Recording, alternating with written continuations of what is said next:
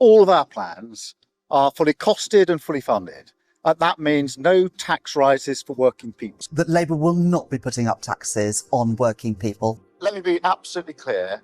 We will not raise tax for working people. I will not raise taxes for working people. Very clear from the manifesto that what we were saying is we're not going to raise tax for working people. Labour's manifesto came with a clear pledge not to raise 4 of the biggest revenue streams for the Treasury: income tax, national insurance contributions, value-added tax, and corporation tax.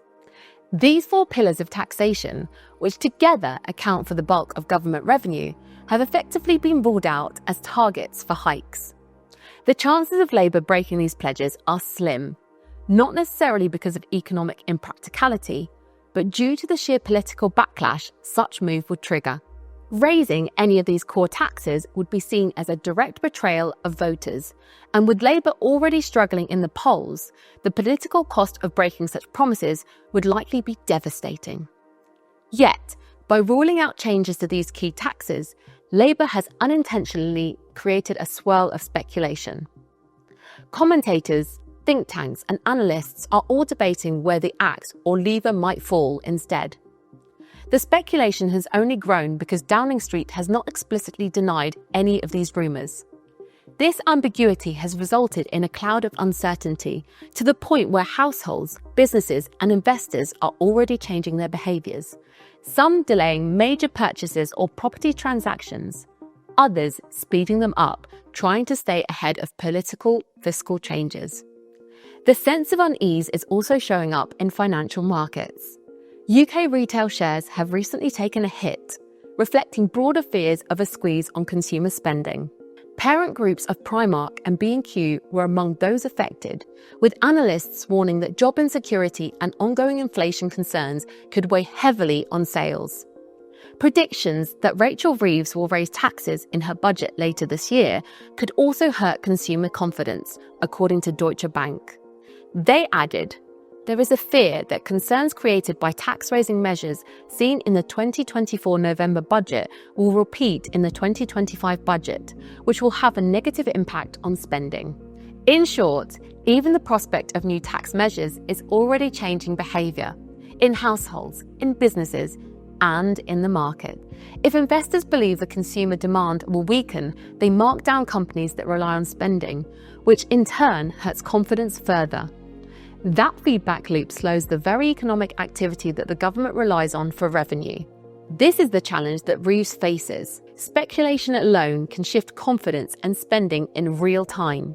With that in mind, attention has turned to the range of possible tax reforms and new levies. Let's walk through the most discussed options. One of the most talked about areas is VAT. Currently, businesses only need to register for VAT once their turnover exceeds $90,000 per year. This threshold is among the highest in Europe. Chancellor Rachel Reeves faces pressure from both sides. On one hand, raising the VAT threshold further could ease the burden on small businesses, particularly sole traders and micro enterprises, who often struggle with the administrative costs of VAT compliance. Supporters of this idea argue that raising the bar would free entrepreneurs to focus on growth rather than paperwork. On the other hand, lowering the VAT threshold could deliver a significant revenue boost to the Treasury.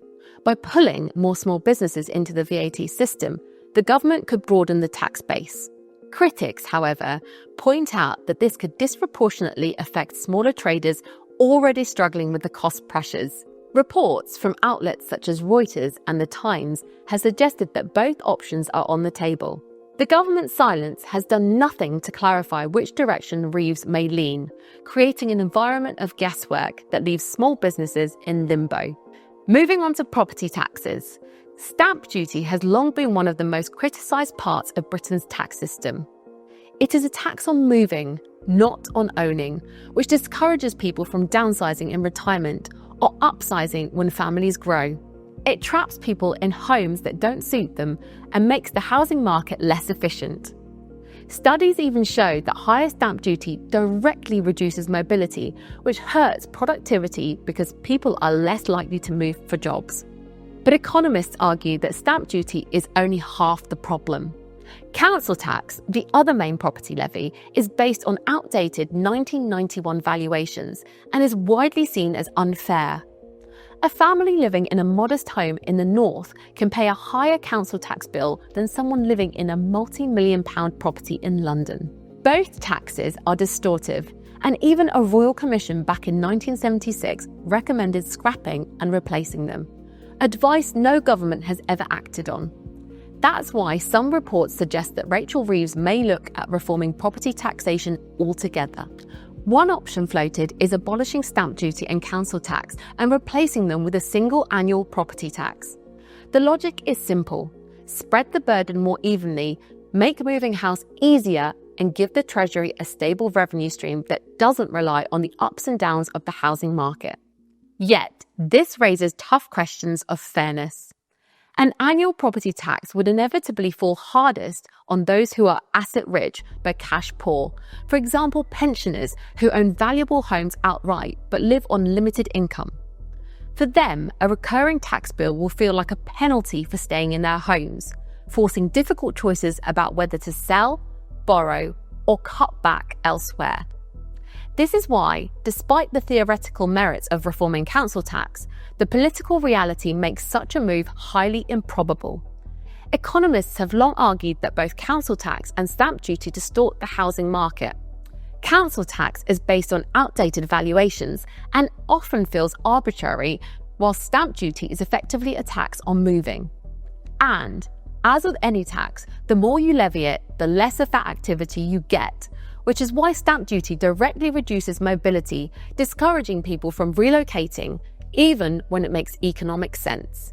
No government wants to be accused of forcing pensioners out of their homes, and the optics of taxing households already struggling with the cost of living crisis could be toxic. It would hand opponents an easy attack line about punishing ordinary homeowners and could erode trust in Labour's promise not to raise core taxes. Instead, what we are more likely to see is a softer approach. Limited reforms at the margins, such as tweaking stamp duty thresholds, offering targeted relief for downsizers, or modest adjustments to council tax bands in higher value areas. These would allow the Treasury to raise more revenue and signal fairness without triggering the political backlash that a wholesale property tax overhaul would ignite. In other words, while economists may struggle to argue that Britain's property tax system is broken, and think tanks may keep publishing proposals for radical reform, the most likely outcome is incremental change rather than sweeping transformation. Another area generating buzz is the possibility of extending national insurance to rental income. Currently, landlords pay income tax on rental profits, but not national insurance contributions.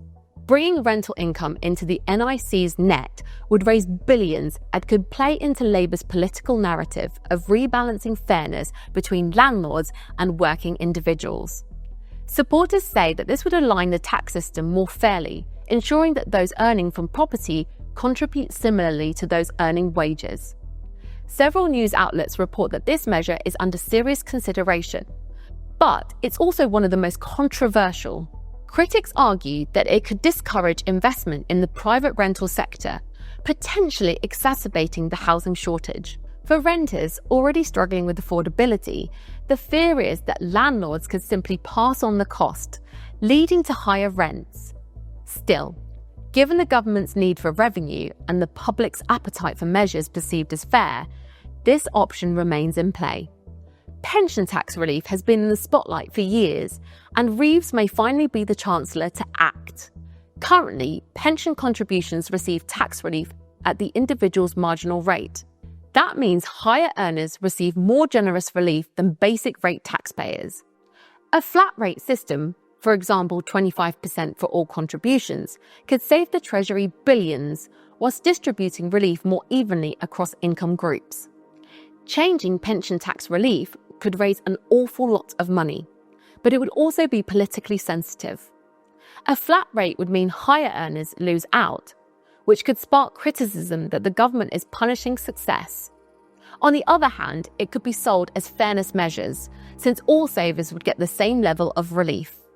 Inheritance tax, IHT, and a capital gains tax, CGT, are also being closely looked at. The government could tighten gift allowances, reduce exemptions, or raise rates on large estates. With house prices in many parts of the country well and above the IHT threshold, more families could be brought into the tax net. Reports in the Financial Times, Money Week, and Fidelity International suggest possible changes such as cutting the annual CGT allowance or removing reliefs on agriculture and business property. While these measures are aimed at the wealthy, critics warn that they could also hit middle-class families whose wealth is tied up in rising house prices rather than liquid cash. Still, both inheritance and capital gains remain tempting targets because they affect fewer voters than income tax or VAT changes. Some advisors have gone further, suggesting a wealth tax or reforms to pension lump sums and ISAs. Wealth taxes sound popular, but in practice they are hard to enforce and risk driving wealth overseas. Even so, the idea keeps resurfacing, especially amongst those who want to see more redistribution. Other smaller changes could include lowering the tax-free lump sum people take from their pensions or reducing ISA allowances. None of these measures would raise as much as income tax or VAT, but together they could bring in a meaningful sum. One of the boldest ideas under discussion is a levy on banks' earnings from reserves held at the Bank of England. Reuters reports that this could raise up to £22 billion a year. Banks currently earn interest on those reserves, a policy introduced during the financial crisis to steady the system. Taxing that income would redirect billions back to the Treasury. Supporters say that banks, having benefited from years of support, should give back more in today's tight fiscal climate. But banks strongly oppose the idea, warning that it could harm stability and discourage lending. Politically, though, taxing banks is often popular, which means that Rachel Reeves may find the option hard to ignore. The government's refusal to raise income tax, national insurance contributions, VAT, and corporation tax has narrowed the field but intensified speculation. From VAT threshold changes to property taxes, from pension relief reform to new bank levies, a wide range of options have been debated. The uncertainty has been amplified by the government's silence, leaving individuals and businesses to second-guess their financial decisions. What is clear is that Rachel Reeves faces one of the toughest fiscal balancing acts in decades. With the projected shortfall running into tens of billions, the budget will need to deliver both revenue and political coherence. Tax reforms and new levies, however unpalatable, are now at the centre of this debate. The choices made in the coming months will shape not only the government's finances, but also the confidence of businesses, households, and the market across the UK. What taxes do you think that Rachel Reeves will raise? Like this video, leave a comment with your thoughts, and subscribe for more.